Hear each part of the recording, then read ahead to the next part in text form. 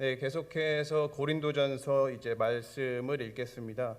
이제 지난주부터 고린도전서 10장을 읽기 시작하면서 이제 사도 바울이 다양한 예를 사용하는데, 이번에는 이제 이스라엘의 역사를 통해서 고린도 교인들에게 이제 우상 제물이 바쳐진 음식을 먹어도 되는가 아니면은 먹으면 안 되는가라는 것에 대한 이제 대답을 하는 것을 볼 수 있었습니다. 그러나 이제 사도 바울은 우리가 지금까지 계속 이제 8장을 통해서 봤던 것처럼 더 중요한 사실, 그렇죠, 단순히 우상 음식을 먹어도 되느냐 아니면 먹으면 안 되느냐라는 그런 단순한 질문의 해답뿐만이 아니라 더 중요한 것, 그러니까 더 근본적인 것, 믿음이 성장한 크리스찬은 어떠한 모습을 가지고 살아가는가라는 것을 이제 계속해서 그 고린도 교인들에게 심어주려고 하는 것을 볼 수 있었습니다. 그러니까 이제 8장, 9장 그리고 오늘 이제 마지막까지 볼 10장에서 결론적으로 사도 바울은 계속해서 교회 안에 있는 어떤 자기 중심적인 믿음 생활, 그렇죠? 교회 안에서 내 주장, 내 권리, 내가 원하는 것, 미 그런 것들을 다 내려놓고, 그렇죠? 내 권리를 내가 누릴 수 있는 권리가 있지만 그것을 다 내려놓고 남을 위한 믿음 생활을 하자. 그러니까 복음 중심적인 믿음 생활을 하자라고 이제 권면을 하게 됩니다. 이제 이 말은 어떻게 보면은 내 권리라든지 내가 불편할 수도 있지만 그것을 내려놓음을 통해서도 까지도 복음이 이웃에게 전파가 될 수 있도록 하는 선택을 하는 크리스천들이 사도 바울이 말하는 장성한 믿음을 가진 사람이라는 것을 볼 수 있었습니다. 그러면서 이제 지난주에 앞서 봤던 1절에서 13절에서는 사도 바울이 어떤 이제 이스라엘 조상들이 출애굽 이후에 실패했던 역사와 또 왜 실패했는지를 말하면서 고린도 교인들에게도 만약에 자신이 크리스찬으로서 가지고 있는 자유, 그렇죠? 그 자유를 통해서 내 것을 주장하고 내 자신을 높이고 남을 무시하게 되면은 어떻게 보면은 실패하고 심판을 받은 이스라엘 백성들과 별로 이제 다를 것이 없다는 것을 어떻게 보면은 굉장히 따끔하게 말을 하고 있습니다. 그러한 이제 과거의 이스라엘의 어떤 역사를 얘기하면서 사도 바울은 이제 단도직입적으로 고린도 교인들에게 우상 숭배를 피하라라고 말을 하게 되는 것입니다. 그러니까 14절 읽어드릴게요. 14절에서는 그런즉 내 사랑하는 자들아 우상 숭배하는 일을 피하라. 그러니까 이 14절이 어떻게 보면 사도 바울이 지난주에 봤던 본문에 대한 그 나눈 것에 대한 결론이 되는 것입니다. 그러면서 사도 바울이 해답을 주는 것은 죄를 피하라. 이 피하라라는 것은 죄에서 그냥 도망가라는 뜻입니다. 죄에서 그냥 도망가라. 쳐다보지도 않고 거들떠보지 말고 도망가라. 그러니까 그 죄의 가능성도 주지를 말라는 것입니다. 그러니까 사도 바울이 이제 계속해서 말하는 것은 물론 우상은 아무것도 아니고 음식을 먹는 것도 아무것도 아니지만 우리가 그러한 일에 계속해서 지속해서 이제 참여하게 되고 거룩하지 않은 것을 계속해서 이제 접하게 됐을 때 마치 이제 가랑비에 옷 젖는 줄 모른다고 하는 것처럼 자신은 이제 대수롭지 않게 여겼는데 그것이 계속해서 반복되는 순간 어느 순간 자신도 죄에 흠뻑 젖어 있는 모습으로 있을 수도 있다는 것입니다. 그렇기 때문에 사도 바울은 죄를 도망가라. 죄에서 그냥 아예 피하라. 이 말은 어떻게 보면은 이제 모든 사람들은 매 순간순간마다 우리가 모르는 사이에 어떤 그런 우상의 유혹에 쉽게 넘어갈 수 있는 존재임을 이스라엘의 역사를 통해서 알 수도 있고 또 고린도 교회의 어떤 행적을 통해서 볼 수도 있는 것입니다. 그러니까 그것은 어떻게 보면은 오늘날 우리 모든 성도님들도 마찬가지 아니겠습니까? 어떻게 보면은 우상이라는 것은 이때에는 뭐 단순히 그냥 다른 신을 섬기는 것, 그렇죠? 다른 신을 섬기는 것을 말하는 것뿐만이 아니라 어떻게 보면은 그 우상 숭배의 핵심으로 들어가면은 우상 숭배라는 것은 하나님이 계셔야 할 자리에, 그렇죠? 하나님이 계셔야 할 자리에 있는 모든 것을 말하는 것이 아니겠습니까? 그렇게 되면은 하나님을 제치고, 그러니까 내 마음에는 오직 하나님만 계셔야 되는데 그 하나님을 제치고 다른 것이 내 마음에 들어와 있는 게 우상 숭배인 것입니다.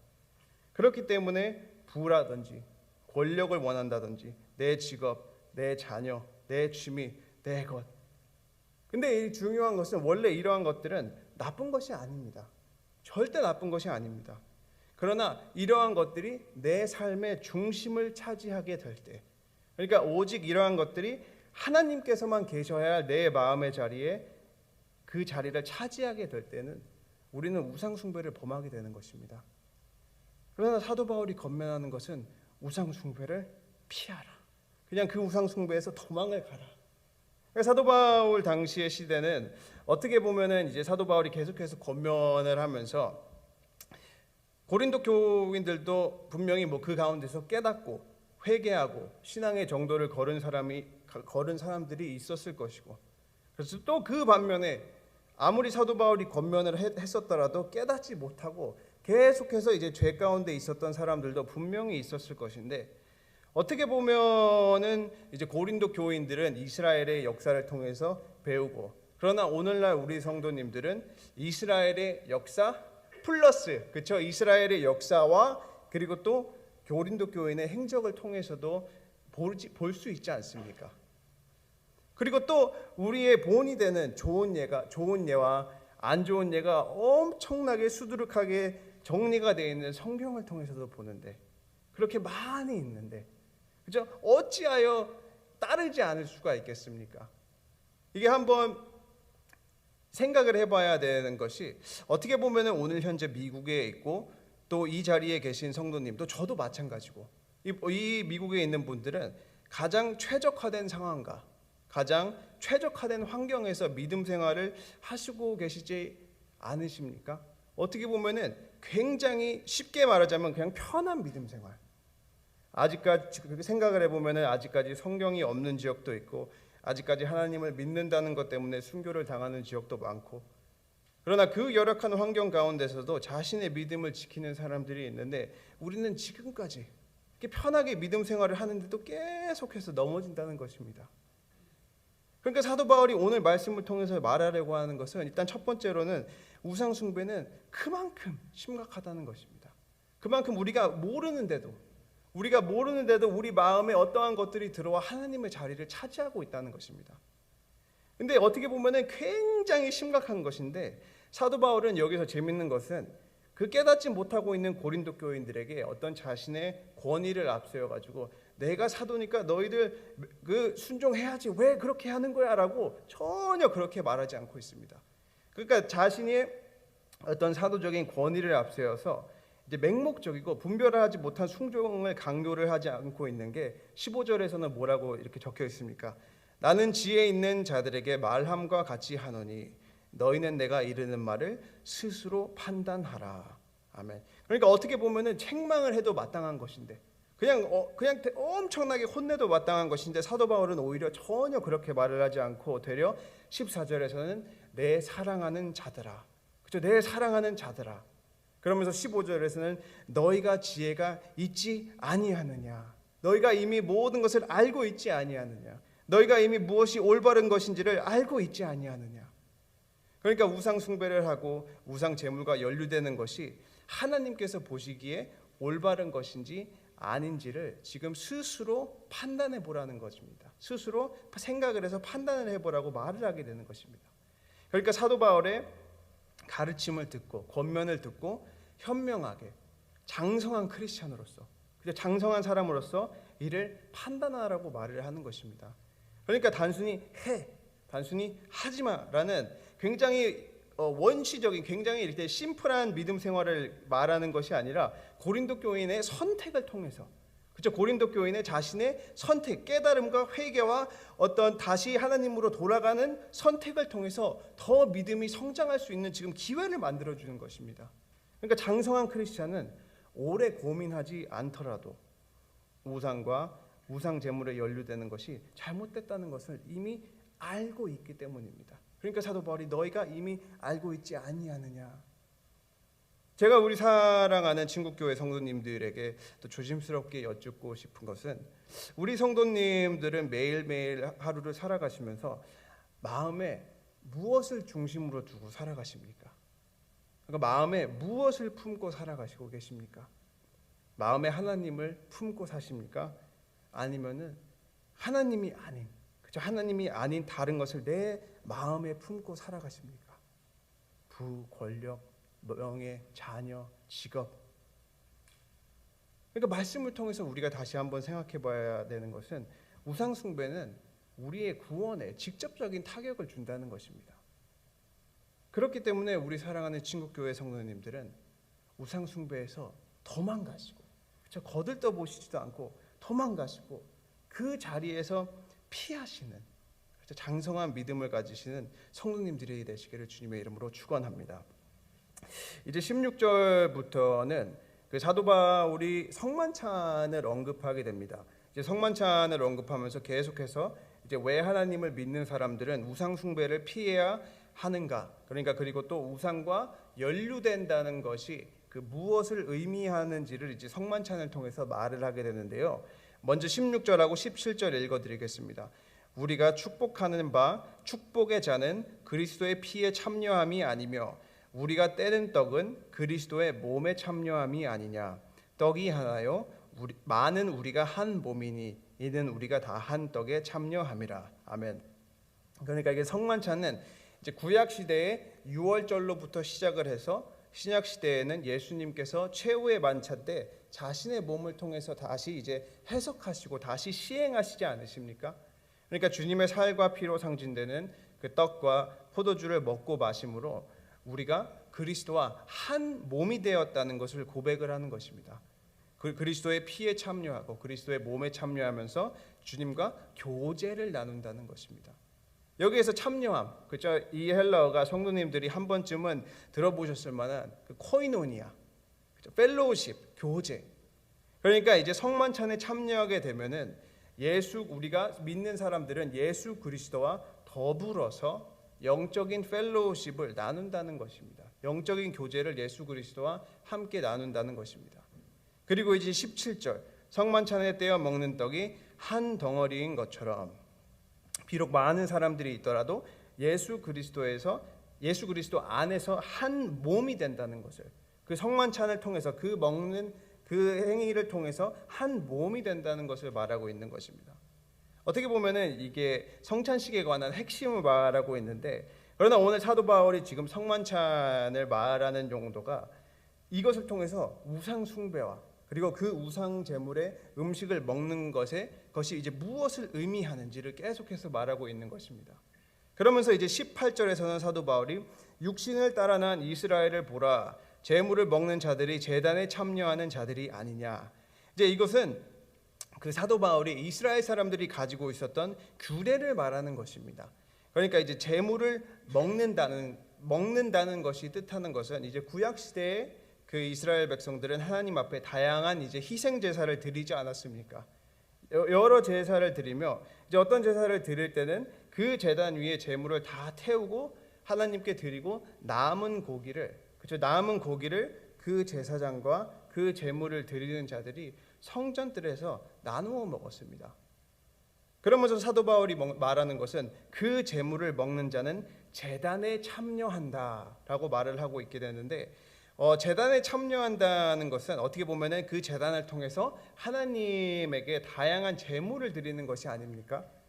그 어떻게 우리 성도님들이 쉽게 이해하기 말하자면 제단에서는 예배가 이루어지는 것입니다. 하나님께 드리는 예배가 이루어지는 것입니다. 그러니까 결국 이스라엘 백성들이 그 희생 제물을 드리고 남은 것을 먹었다는 것은 그 먹는 것을 통해서도 하나님께 예배가 된다는 것을 말하고 있는 것입니다. 사도 바울이 어떻게 보면은 먹는 것에 대한 지금 영적인 원리를 말하고 있지 않습니까? 성만찬에 참여하고 떡과 포도주를 마실 때 우리는 예수 그리스도와 한 몸이 되고 교제를 나누고, 또 구약 시대의 희생 제물을 드리고 먹을 때 그것을 통해서 예배가 되고, 그러니까 우리가 하나님께 제물로 바쳐진 음식을 먹는 것조차도 이스라엘 백성들이 그 예배에 참여하는 것이라는 것을 말하고 있는 것입니다. 그러면은 우리가 지금 이 원리를 똑같이 응용해서 사도 바울은 지금 우상에게 바쳐진 제물을 먹는다는 것이 무엇을 의미한다고 말을 하고 있게 되는 것입니까? 그것은 이제 19절. 그런즉 내가 무엇을 말하느냐? 우상의 제물은 무엇이며 우상은 무엇이냐? 그러니까 사도 바울이 말하는 것은 우상에게 바쳐진 제물을 먹는다는 것은 그 우상에게 드려진 제사에 참여한다는 것입니다. 20절 무릇 이방인이 제사하는 것은 귀신에게 하는 것이요 하나님께 제사하는 것이 아니니 나는 너희가 귀신과 교제하는 자가 되지 않기를 원하지 아니하노라. 아멘. 그러니까 사도 바울이 말하는 것은 바로 전에는 어떻게 보면은 우상의 허구성을 말하지 않습니까? 우상은 아무것도 아니고 우상은 신이 전혀 아니고, 그리고 본 20절에서는 그 우상에 만약에 그 배후에 어떠한 존재가 있다면은 그것은 신이 아니라는 것입니다. 그냥 귀신이라는, 그냥 어두움의 세력이라는 것을 말하는 것입니다. 근데 이게 굉장히 어떻게 보면은 사도 바울이 지금 굉장한 말을 하는 것이, 그때 헬라 문화나 아니면은 그 로마 문화에 이방 사람들이 자신이 믿는 신으로 여겼던 것들이 굉장히 많았습니다. 다양한 신들, 다양한 잡신들이 있었는데 사도 바울은 그것들을 지금 인정을 안 하는 것입니다. 신이라고 절대 말하지 아니하고 그냥 귀신, 그냥 아무것도 아닌 허구. 그렇기 때문에, 그러나 고린도 교인들이 만약에 어떠한 우상을 제물을 먹게 된다든지 그런 우상에 참여하게 되면은 어떤 그 사단의 세력과 지금 교제를 할 수도 있다는 것을 지금 사도 바울은 말씀을 통해서 깨우치려고 하는 것입니다. 근데 여기에서 다시 한번 이제 생각해 볼 수 있는 것은, 이제 사도 바울은 8장에서는 우리가 이제 8장, 9장, 10장 첫반부 그리고 10장 후반부로 이렇게 나누어서 봤을 때 8장에서는 우상은 아무것도 아니니까 남의 믿음을 상하게 하지 않는 이상 마음껏 먹어도 돼.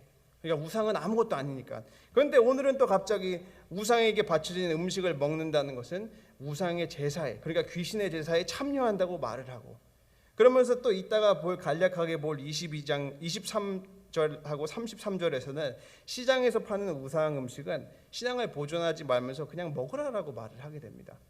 8장에서는 남의 믿음을 지키는 이상 먹어도 돼. 10장 초반부에서는 우상 제사에 참여하는데 어떻게 먹을 수가 있어. 그리고 10장 후반부에서는 시장에서 파는 우상 음식은 남의 신앙을 이제 보존하면서 묻지 말고 먹으라라고 말을 하게 됩니다. 액면으로 봤을 때는 어떻게 보면 사도 바울이 이렇게 말을 앞뒤를 이제 바꾸는 걸로 볼 수도 있는데, 그러나 이제 이것을 통해서 사도 바울이 말하려고 하는 것은 하나님을 믿는 사람들은, 하나님을 믿는 사람들은 오직 살아계신 하나님만을 믿고 하나님을 제외한 신은 믿지 않는다. 그 외에는 아무것도 다 허구라는 것을 인정하는 것입니다. 그러나 우리가 그 신앙생활을 하면서 매일 믿음을 지키고 매일 이제 너무 이제 신학적인 것을 너무 얘기할 필요는 없는데, 그 성화를 이루면서 매일 죄를 포기하는, 그렇죠? 매일 죄를 포기하는 삶을 살면서 어떻게 보면은 영과 육의 전쟁이 일어나게 되는 것입니다. 그러면서 크리스찬의 믿음을 방해하려고 하는, 매 순간순간마다 우리가 하나님의 거룩을 향하여 성장하여 가는 과정에서 그 크리스찬의 믿음을 방해하려고 하는, 어떻게 보면은 어두움의 세력이 있다는 것을 사도 바울은 말을 하고 있는 것입니다. 그러니까 사도 바울은 20절에서 나는 너희가 귀신과 교제하는 자가 되기를 원하지 아니하노라. 그리고 21절에서 너희가 주의 잔과 귀신의 잔을 겸하여 마시지 못하고 주의 식탁과 귀신의 식탁에 겸하여 참여하지 못하리라. 그러니까 이 21절에서 말하는 것은 그 당시 헬라 문화에 자신의 신전에서 이제 축제를 베풀 때 술잔들을 가지고 자신을 섬겼던 이제 신들에게 바치게 되는 것입니다. 그러나 이제 그것을 바친다는 것은 어떻게 보면 사도 바울이 말하는 것은 그 악의 세력에 굴복하는 것이고, 그 복의 근원이, 내가 받는 복의 근원이 우상에게 있다는 것을 인정을 하는 행위이기 때문에, 그죠? 그러나 우리는, 하나님을 믿는 사람들은, 또 고린도 교인들은 성찬을 통해서, 성만찬을 통해서 우리가 주의 피와 주의 살을 나누는 것은 우리가 그리스도에게만, 그렇죠? 우리가 그리스도에게만 속한 자임을 말하기 때문에 서로 이제 배타적인 것을 말하고 있는 것입니다. 서로 같이 있을 수가 없다는 것입니다. 그러니까 우리가 두 주인을 섬길 수 없는 것처럼 우리의 믿음과 또 성만찬을 통해서 예수 그리스도와 하나 된 성도는 귀신의 상에 전혀 참여할 수 없다는 것을 말하고 있는 것입니다. 그러면은 과연 이것이 오늘 하나님을 믿는 성도님들에게는 무엇을 말하고 있는 것입니까? 그러니까 성도는 과연 믿음 생활을 할 때 어떠한 선택을 해야 하는가라는 것입니다. 예를 들어서 뭐 제사를 드려야 하나 말아야 하나, 이제 이 제사에 관한 거는 뭐 많이 요즘에는 안 하는 추세니까, 뭐 또는 더 중요한 것은 뭐 술을 마셔도 되나 안 마시면은 안 되나, 뭐 크리스천은 조금 괜찮지 않나, 아니면은 또는 사회적인 모임에서 내가 사업을 하고 또 이번 프로젝트를 얻기 위해서, 또는 어떻게 보면 사회적으로 하나님을 믿는다는 것 때문에 왕따를 당하지 않기 위해서 얼만큼 타협을 해야 하나, 저 남과의 관계를 유지를 위해서 얼마나 관용을 해야 하나 라는 그런 것들이 우리의 믿음과 신앙을 테스트하고 있지 않습니까? 그러나 사도 바울이 정확하게 말하는 것은 너희가 주의 잔과 귀신의 잔을 겸하여 마시지 못하고 너희가 주의 식탁과 귀신의 식탁에 참여하지 못하리라. 사도 바울은 강력하게 세상 문화라든지 세상에 안 좋은 문화라든지 내 삶을 선택을 통해서 그러한 죄들을 멀리하고 자신을 거룩하게 지킬 것을 권면하고 있는 것입니다. 그러니까 우리가 한번 생각해 볼 수 있는 것은, 아무리 내가 현재 크리스찬이라고 생각을 하고 믿음이 좋다고 생각을 한다고 할지라도 그 죄와 타협을 하고 그 죄를 계속해서 관용을 하면서도 그 사람이 내가 지금 하나님과의 교제 가운데 있다고 생각을 하게 되면은 그것은 잘못 생각할 수도 있다는 것입니다. 또 제가 우리 사랑하는 친구교회 성도님들에게 또 굉장히 조심스럽게 여쭙고 싶은 것은, 우리 성도님들의 삶의 가운데서도 죄라든지 안 좋은 세상 것들, 그렇죠, 세상과 타협해서 살아가시는 부분이 있으십니까? 아니면은 죄를 관용하는 부분이 있으십니까? 내가 하는 것은 한두 번은 괜찮지. 만약에 그러한 부분이 있다면은 우리는 사도 바울이 22절에서 말하는 것처럼 주를 노여워하시게 할 수도 있다는 것입니다. 그렇기 때문에 우리 사랑하는 친구교회 성도님들은 그 어떤 것이 아닌, 그렇죠, 다시 한번 그 죄를 피하는 것으로 돌아가서 그 죄를 피하시고 오직 예수 그리스도와만 하나가 되시고, 예수 그리스도와 하나가 되시고 오직 예수 그리스도만 우리의 마음에 품으시기를 주님의 이름으로 축원합니다. 이제 간략하게 22절에서 그 33절을 보겠습니다. 이 부분이 말하는 내용은 어떻게 보면은 이미 사도 바울이 그 8장하고 9장하고 10장에서 다룬 것을 이제 다시 한번 썸머리를 하고 이제 다시 한번 핵심만, 이제 우상에 바쳐진 제물을 먹는 것에 대해서 결론을 맺는 것을 볼 수 있는데요. 이제 그중 중요한 것 몇 가지만 다시 한번 읽어보겠습니다. 첫 번째는 23절. 모든 것이 가하나 모든 것이 유익한 것은 아니요, 모든 것이 가하나 모든 것이 덕을 세우는 것은 아니니 누구든지 자기의 유익을 구하지 말고 남의 유익을 구하라. 아멘. 그러니까 우리들이 크리스찬으로서 누릴 수 있는 자유, 사도 바울은 지금까지 고린도전서를 봤을 때 내가 하나님의 지혜를 알고 있다는 것에 대해서 이제 남을 무시하는 행동을 한다든지, 내가 하나님의 예수 그리스도로부터 받은 자유를 가지고 남을 생각하지 않는 그런 행동을 한다든지, 약간 그런 것처럼 우리들이 누리는 모든 자유가 어떻게 보면은 우리한테 유익을 가져다 주는 것이 아니고, 또 그 자유가 남과 덕을 세우지 않을 수도 있다는 것입니다. 되려 남의 믿음을 실족하게 할 수 있기 때문에, 그러니까 내가 지혜를 가지고 있는 내가 고린도 교인인데 하나님의 지혜를 가지고 있다고 잘못되게 생각을 했기 때문에 다른 이제 교인들한테 너 그렇게 해서 되겠어, 너 이렇게 똑바로 해야지, 내가 이제 하나님의 참된 지혜를 갖고 있는데 넌 그렇게 해야지. 아니면은 우상 음식에 관해서 나는 하나님 예수 그리스도부터 어떤 이제 자유함을 받은 사람이야, 그러니까 우상 음식을 마음껏 먹을 거야. 근데 아직 하나님을 잘 알지 못하고 아직 믿음이 약한 사람들은 그 행동을 보고 왜 저분은 저렇게 하지? 왜 나는 내 믿음이 약해서 어떻게 해서든 그것을 피하려고, 그렇죠? 어떻게 해서든 그것을 피하려고 아직까지 뭔가 이방신을 믿던 그 문화라든지 그 행위가 남아 있어가지고 예수 그리스도를 믿긴 하지만 아직 그런 것들이 남아 있어서 일부러 피하려고 하는데, 자신이 크리스찬이라서 자유하다는 성도님이 그 먹는 것을 보니까 자신도 아직 믿음이 약한 사람도 죄를 지을 수 있는 담력을 얻게 되는 것이에요. 그렇기 때문에 믿음 생활을 할 때 항상 남을 위한 믿음 생활, 내 자신을 위한 믿음 생활이 아니라 사도 바울이 결론적으로 말하는 것은 남을 위한 믿음 생활을 해야 한다는 것입니다. 크리스찬으로서 참된 자유를 누린다는 것, 그렇죠? 장성한 믿음 생활을 한다는 것은 내가 자유한다고 해서 자유한 것이 아니라 남과 함께 자유할 때 자유를, 참된 자유를 누리게 된다는 것을 사도 바울이 말을 하는 것입니다. 남을 위한 믿음 생활, 나를 위한 믿음 생활이 아니라. 그리고 두 번째는 31절, 그런즉 너희가 먹든지 마시든지 무엇을 하든지 다 하나님의 영광을 위하여 하라. 아멘. 그러니까 우리가 하나님을 믿는 사람으로서 우리가 누릴 수 있는 자유라든지 권리가 있지만 그 자유를 사용함을 통해서 과연 하나님께 영광이 되어지는가, 아니면은 하나님께 욕이 되는지를 한번 생각을 해봐야 하는 것입니다. 그러니까 내가 무엇을 할 때이든지 다 하나님의 영광을 위해서 하라는 것입니다.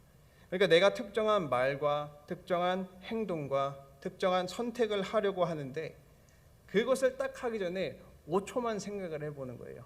내가 이 말을 하려고 하는데, 내가 이 행동을 하려고 하는데, 내가 지금 이 선택을 하려고 하는데 과연 내가 이 말과 이 행동과 이 선택을 함으로써 누구에게 영광이 돌려지는가라는 것을 생각해 보라는 것입니다. 사도 바울이 과연 그것을 통해서 나에게 영광이 돌려지고 있는가, 나의 배만 부르게 되는 것인가, 아니면은 하나님께만 영광이 돌려지고 있는 것인가. 그 생각을 통해서 우리가 선택을 하기 전에, 말을 하기 전에, 행동을 하기 전에 딱 5초만 생각을 해서 만약에 그것이 하나님께 영광이 돌려지지 아니하면은 그것을 내려놓는 것이 마땅하다는 것입니다. 사도 바울이 말하는 것은 무엇을 하든지, 먹든지 마시든지 무엇을 하든지 다 하나님의 영광을 위해서 하라. 그리고 마지막으로 33절, 나와 같이 모든 일에 모든 사람을 기쁘게 하여 자신의 유익을 구하지 아니하고 많은 사람의 유익을 구하여 그들로 구원을 받게 하라. 이제 사도 바울이 나와 같이라고 말을 한 것은 이제 저희가 고린도전서 9장에서 볼 수 있었던 것처럼 사도 바울이 복음을 위해서, 복음이 온전하게 전파될 수 있도록 자신의 권리를, 사도적인 권리를 내려놓지 않습니까? 지금 그 모습을 말하고 있는 것입니다. 자신이 사도로서 어떤 누릴 수 있는 권리, 교회에서 전적으로 후원을 받을 수 있는 권리가 있었지만 그런 것들을 마다하고 자신이 텐트 메이커라는 직업으로 생계를 유지하면서 이제 복음을 온전하게 전파하는 다른 사도들과는 조금 다른 방식으로 이제 복음을 전파했습니다. 그 배후에는, 그 핵심은 결론적으로는 어떻게 해서라든지 내가 누릴 수 있는 권리를 내려놓음으로써까지라도 복음이 전파될 수 있도록 하겠다라는 그런 깊은 생각이 있는 것입니다. 그리고 또 사도 바울이 말한 것은 유대인에게는 유대인처럼, 이방인들에게는 이방인처럼, 약한 자에게는 약한 자처럼 내 주변 사람들에게 온전하게 복음이 전달될 수 있도록 내 선택과 내 행동을 통해서 복음의 걸림돌이 아니라 복음의 통로가 되려고 하는 사도 바울의 모습을 나를 따라하라 라고 사도 바울이 말을 하는 것입니다. 이제 8장에서 10장을 마무리 짓지 않습니까? 이것을 통해서 볼 수 있는 것은, 이 우상 음식을 통해서 말하는 것은 사도 바울이 장성한 믿음을 가지고 있어야 한다는 것입니다. 그리고 그 장성한 믿음은 이웃에게 유익을 주는 자유와 또 하나님께 영광을 돌리는 자유를 함께 누리는 것입니다. 나 혼자만 누리는 것이 아니라 함께 누려야 된다는 것은, 크리스찬은 공동체이라는 것은, 펠로우십을 누린다는 것을 사도 바울은 우상 음식을 통해서 말하고 있는 것입니다. 이 8장과 10장을 또 마무리 짓고 또 오늘도 새 하루를 사실 때 하나님으로부터 나오는 자유를, 그렇죠? 하나님, 우리가 예수 그리스도를 통해서 느끼는 자유를 나만 느끼는 것이 아니라 이웃과 함께, 그렇죠? 서로 성도님들이 함께 교제하면서 누리시기를 주님의 이름으로 축원합니다. 네, 기도하겠습니다. 사랑의 하나님, 감사합니다. 주님, 오늘 말씀을 통해서 다시 한번 우리의 마음에 새겨보는 것은 오직 하나님은 한 분이시고 우리는 오직 성경을 통해서 나타나신 하나님만을 섬기는 것을 고백합니다.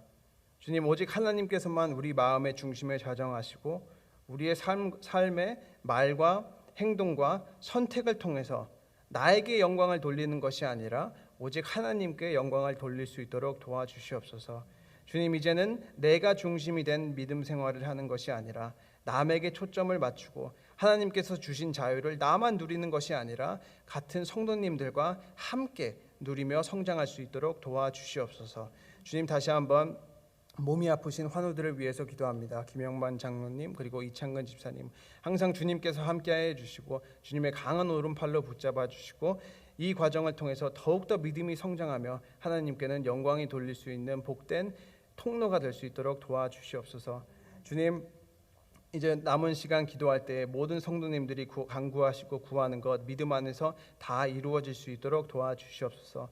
주님, 그리고 또 이제 날씨가 많이 추워지는데 성도님들 오늘 새 하루를 사실 때 추우시지 않고 건강을 또 지켜주심에 감사드리며 예수님 이름으로 기도드렸습니다. 아멘.